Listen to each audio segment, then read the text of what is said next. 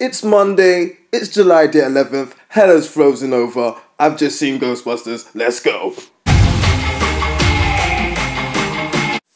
Now, the overall media circus and controversy surrounding this movie has definitely taken on a life of its own, to the point where it's almost really hard to talk about the movie itself without mentioning it. And the movie definitely does itself no favours by mentioning the YouTube comments and negativity in certain scenes. But to be honest, the response was kinda...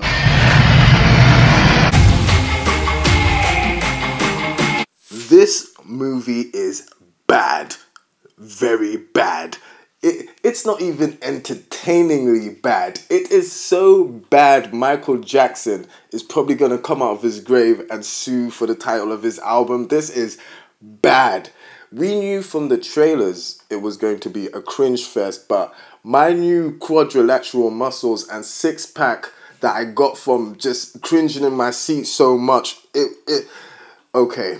Today we will go through specifics because I'm not going to do what a lot of critics are doing and just say, hey, we thought it was going to be bad and not give you any specifics. No, I'm just gonna give it to you raw and honest. But this is a Now, as this film basically follows the same plot as the original, we can definitely expect, a couple of duplicate scenes and beats. But in the original, they forgot to add product placement. Yes, now, I'm sure we all knew that this was going to happen a little bit from the trailers, but oh my gosh, is it prevalent in this movie? I mean, okay. So in this scene, when they're encountering the ghost for the first time, what their life's work has been building up to, Holtzman can't resist the taste of Pringles. As you can see there, she's snacking to the point where one of them actually has to remark, how can you be eating at a time like this? Now, it wouldn't be so bad if that was the end punchline. But no, zany Holtzman actually replies, who can resist the zesty taste of sriracha Pringles? I know they said that this Ghostbusters was going to be more scary, but if this is what Ghostbusters has become in 2016, they were right. This is some scary shit.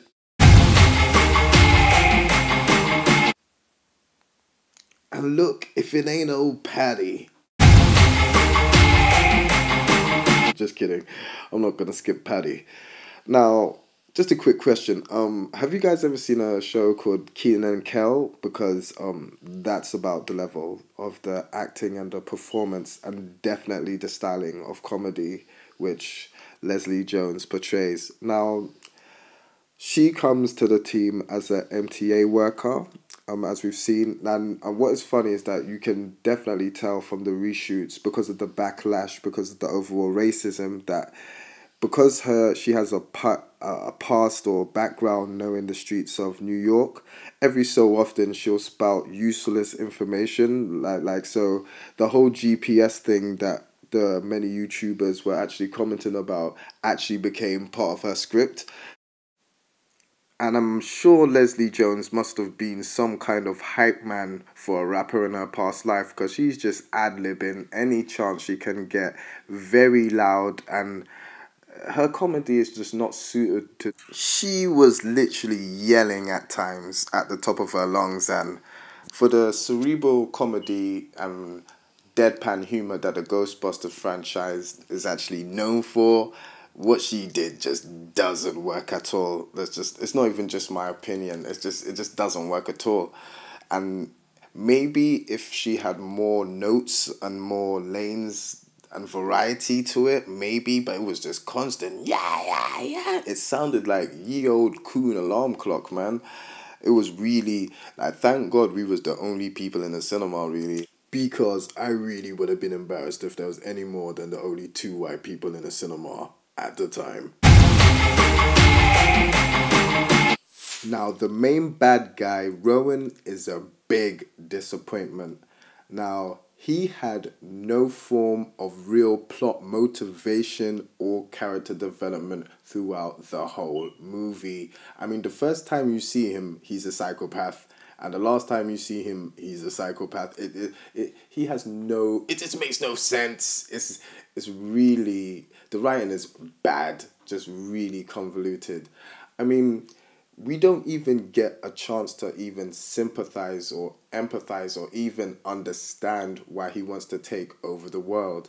Like, as guys, you know, sometimes when we're joking around, we might call each other names, and the names that we might just call each other over Xbox Live in a party, just joking, like, hey, you just scored a goal, or you just got a kill that I was looking to get. You're an asshole. He's looking to take over the world and kill everybody. You know, if you get a parking space ahead of Rowan, watch out, because he's looking to enslave 7 countries. It just didn't make any sense. There was no real reason or any motivation for him to actually be there doing what he was doing, especially because he was risking his life and he actually kills himself partway through the film it just didn't make any sense.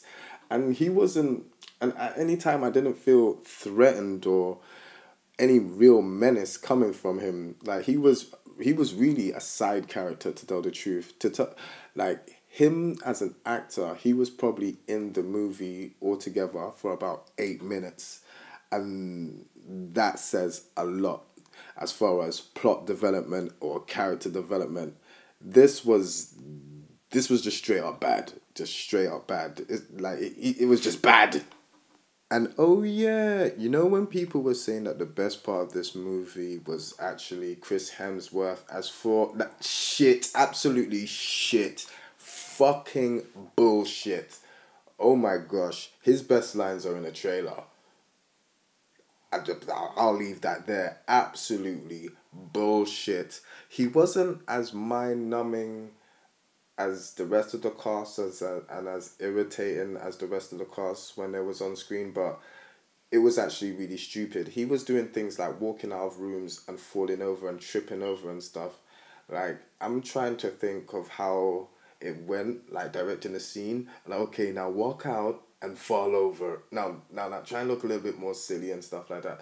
Like, if you're gonna do a dumb character, the writing for them has to be really smart. I mean, it must be like, sometimes I think about how hard it must to be, like, to write for Homer Simpson, or to a lesser extent Peter Griffin, because those guys are dumb but in a clever, intelligent way. And if you're gonna write a character like that, that is exactly the way you should be writing him. This is just he's actually foolish to the point where it's like, okay, I couldn't hire this guy because he's not even answering the phone for their jobs. So it's like, do you know what I'm saying? It's like, he's that stupid. He's just not funny. He may be the best character out of all of them. He may be the least irritating, and that's only because of his limited amount of screen time. But my God, he's not funny. Like, funny, no, no. I did not find him enjoyable at all.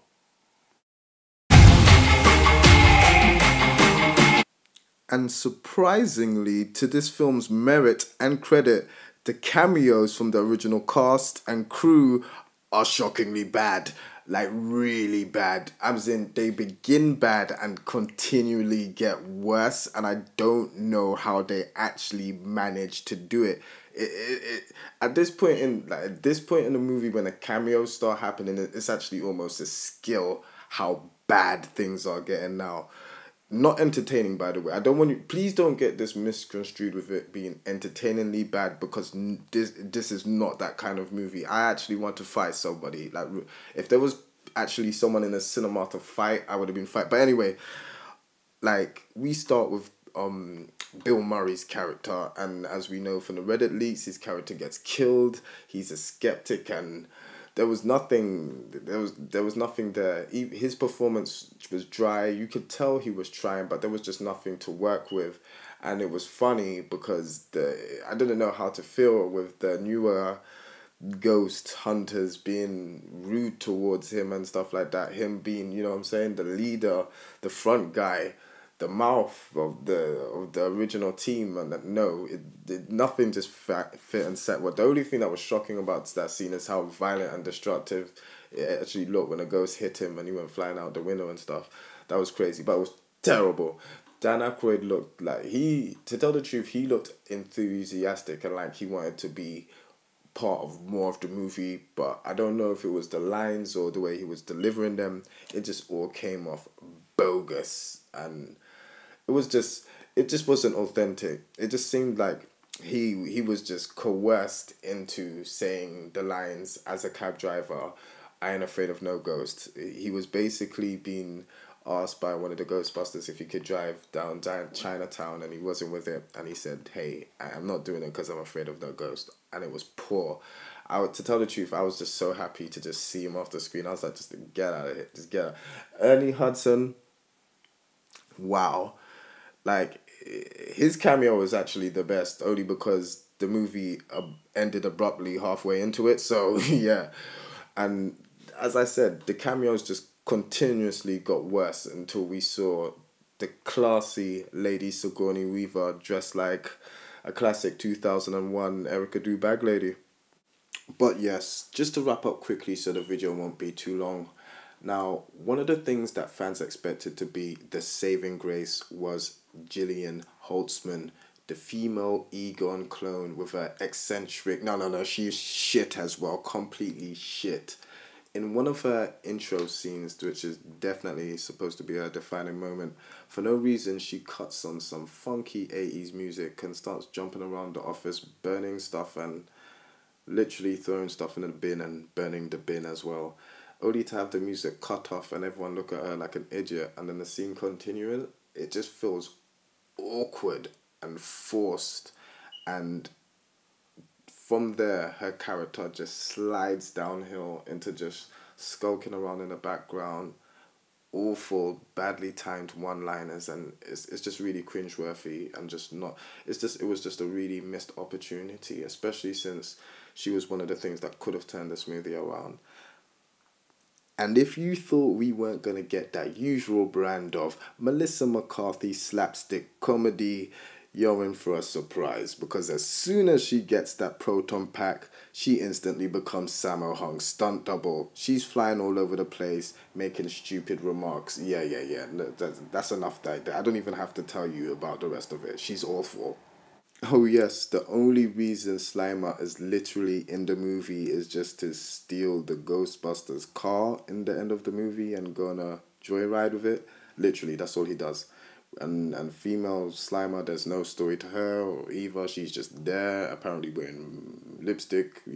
Chanel number 5 is just in a color. Everything just makes no goddamn sense, but yeah, it's there, and it's bullshit. Now, as I said before, the pacing of this movie was just really rapid. It was really quick. It didn't give you literally a chance to digest any of the dialogue or any of the so-called story that was being displayed. And maybe that was a better thing, because I didn't want to really get brain damage. And like the characters were just consistently speaking and interrupting each other, not even giving any chance for any kind of dramatic or even comedic tension to build. It was just a real mess. And because there's so many, quote, comedians firing off so many, quote, gags and jokes all at once, there's never any time for the story to actually build momentum. And because so many of these jokes just end up being complete misfires and falling flat, it's just not worth it. It's just definitely not worth them sacrificing time that could have been spent on character development or just anything else. Or maybe even another cool set piece or two. And talking of cool set pieces, now the infamous dance number is still in the movie to some degree, but it's just heavily cut and it looks absolutely embarrassing to see the scene begin and then just cut to the end. Like, you can tell that the backlash was way too much for the makers of the film. And I think that's one thing that definitely plagues the film all the way through it. It seems that at every single nip and turn, they had some form of dialogue or some kind of in joke referencing the outside backlash and hate for the film. And I reckon if they concentrated on actually trying to make something good and stop worried about the hate, the outside hate, they probably could have come up with something better. Now, just before this review overstays its welcome, I'm gonna get out of here quickly. I might do a part two tomorrow. I just want to give a massive shout out to the Midnight's Edge Facebook group and a channel. Big influence, very great. A lot of cool people in the community. If you haven't joined there yet and you're knowledgeable and you're not on no fanboy silliness and you won't ruin the community, make sure you join. It's a brilliant place. And yeah, I'd just like to give a shout out to everybody that's just been keeping up with my coverage while I've been covering being at the cinema. I'll try and get you some footage of all the empty seats. It was hilarious. But yes, there's so much more to talk about. This movie was horrible. If you are thinking about seeing it, don't. And yeah, and I'm being serious as well. Don't see it. The film is bad, really bad. But anyway, see you guys later. Peace.